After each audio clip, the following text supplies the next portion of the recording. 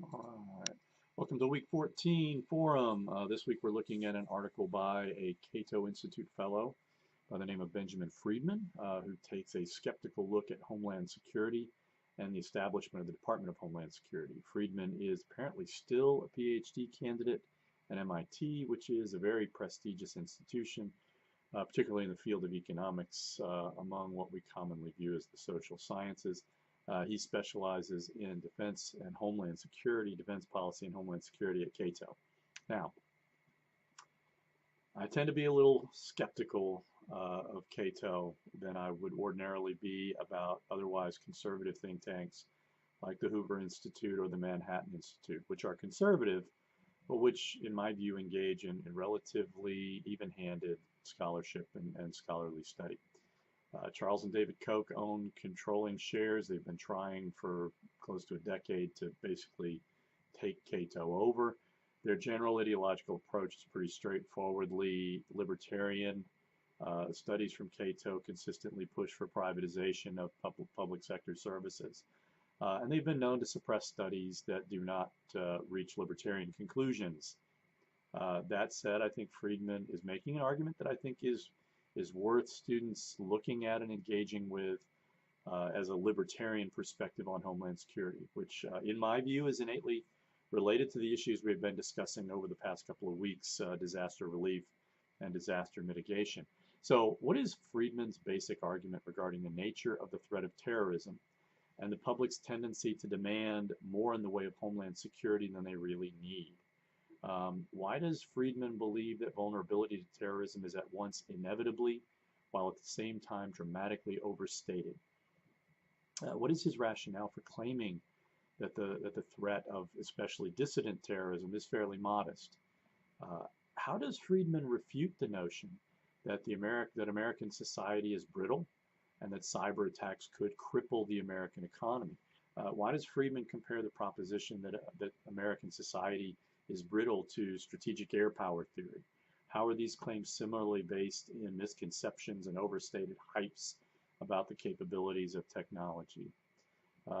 Why does Friedman contend that trends in the American economy make us even less vulnerable to terrorism-based threats? What evidence does Friedman advance to defend that thesis? How does Friedman substantiate his argument that the threat posed by Islamic radicals like Al-Qaeda and ISIS is overstated? Why does Friedman conclude that even the threat posed by biological and nuclear weapons is greater than actuality? As a libertarian, what kinds of organizations does Friedman think are more worthy of fear? I'll provide an answer to that one. Libertarians view the state as the only political organization with the bureaucratic institutional capability of producing mass violence. In one sense, I think what he's claiming has some validity.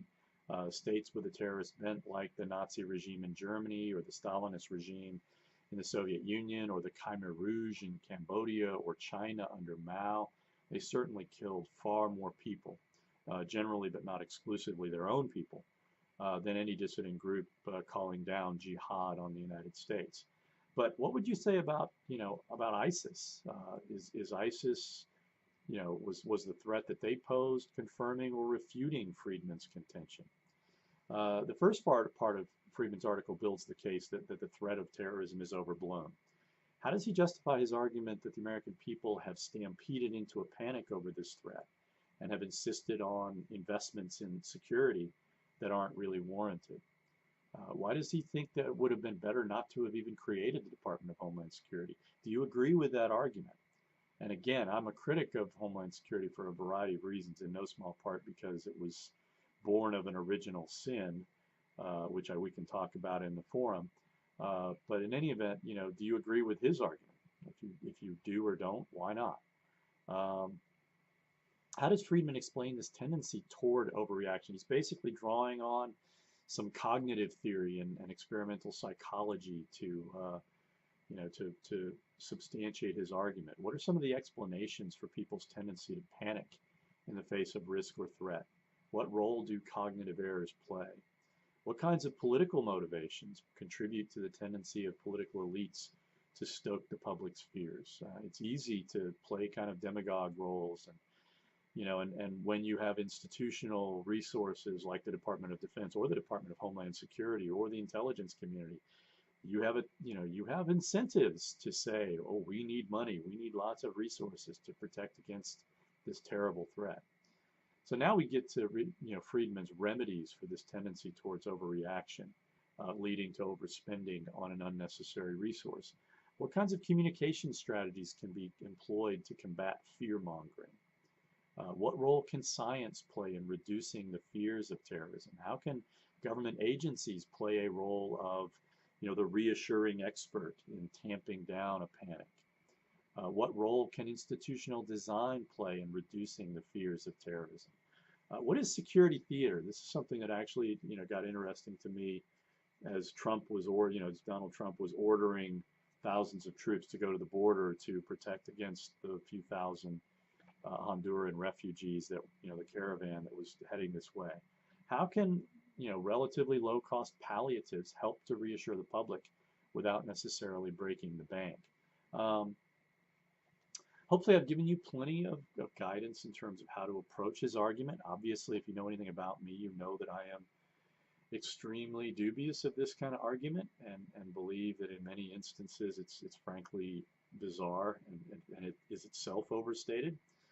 But if you know me, you also know that I don't find it completely bizarre. So let's talk about it. And remember, if you have any questions, please throw it out there and let's have a great, if truncated, week.